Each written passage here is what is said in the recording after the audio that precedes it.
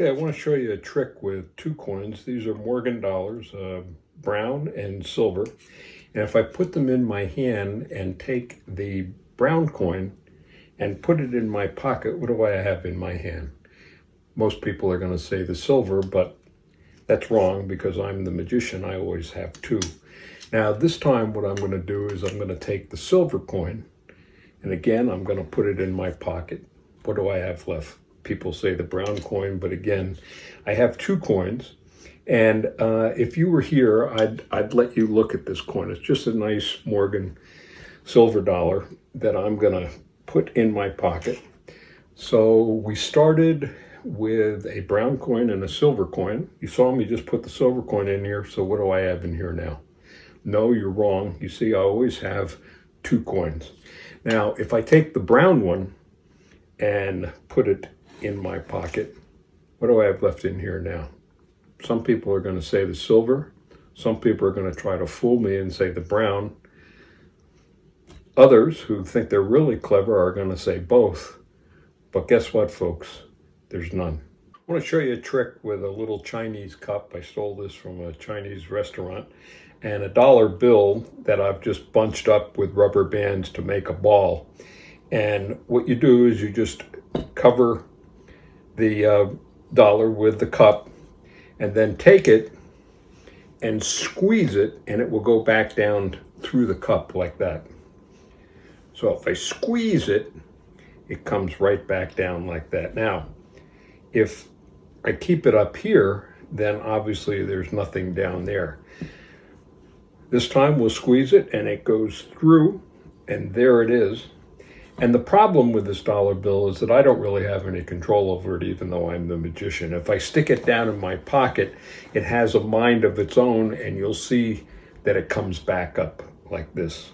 So I'll take it and try to get it down in my pocket again, and you'll see what happens. Again, I don't have any control. And if I take the red ball like that, snap my finger, you see now I have a line. I want to show you a trick with a dollar bill. Usually I try to borrow a dollar bill from the audience because people think that if I use my own dollar bill, I bought it at a magic shop and it's a trick bill. So you're just going to have to trust me, but this is a regular dollar bill. What I'm going to do is just make a little cone like that and let you look in there. You can see there's nothing in there. And I usually ask people, what is a dollar bill made out of? And everybody inevitably says paper. But actually it's not paper. It's a type of cloth, and actually it's silk. Now what I'm doing is that I'm pulling the silk threads out of the dollar. And if I kept doing it, the dollar would disintegrate and the person who gave me the dollar would be out a buck.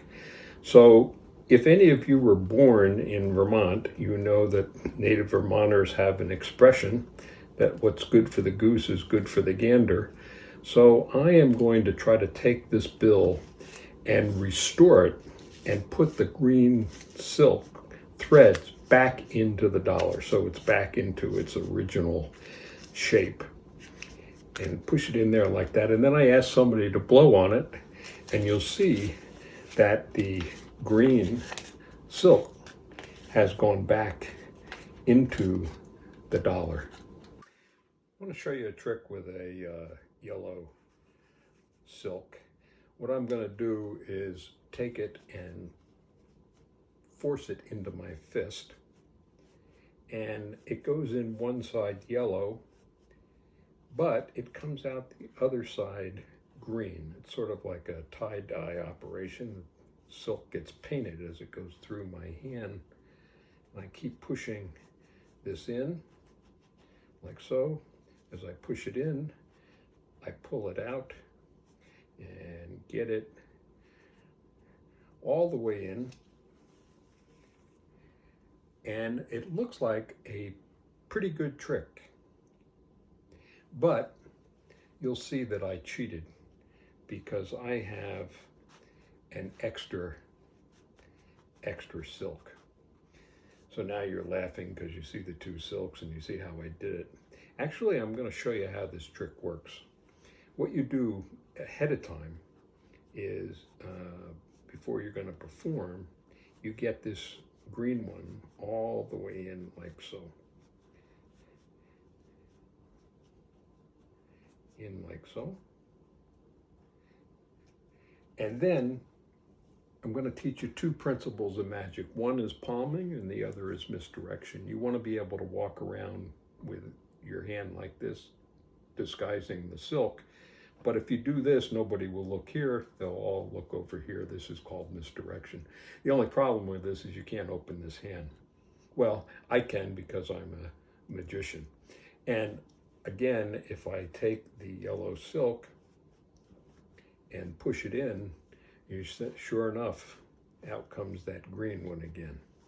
So this is just a nice little trick using two silks, or it looks like you're using two silks, and you just, whoops, well, it does look like you're using two silks, but you see there's nothing in that hand,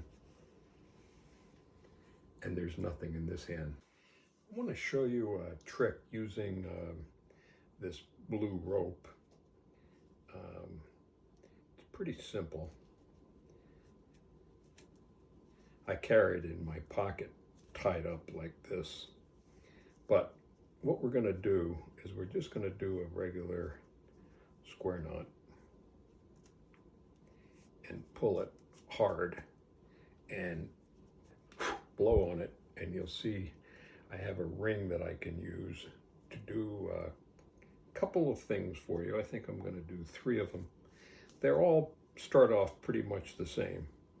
If I had a live assistant, I would ask him or her just to put it over the rope like so, pull the rope through, and show that sure enough, there is where the ring is.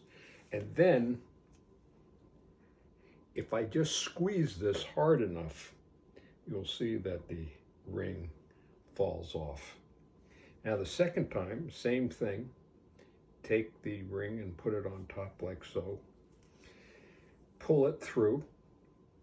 And this time what I would do is hand this to an assistant and ask them to hold it, and then I would take it and eventually be able to pull the rope out. For the third one, this is my favorite. Same thing, assistant puts the ring over the top. There's no question that the ring is right there. And what you do is you wrap the thing around and then you pull the ring off the rope. And with a little magic, you blow on it and you'll see the ring disappears. Now the hard part is to grab the ring and throw it and have it go back on the rope. So I grab the ring like this. You can see I have it in my fingers now. And what I do is I throw it back on the rope. And you'll see the ring is not here, but it has come back here. Thank you.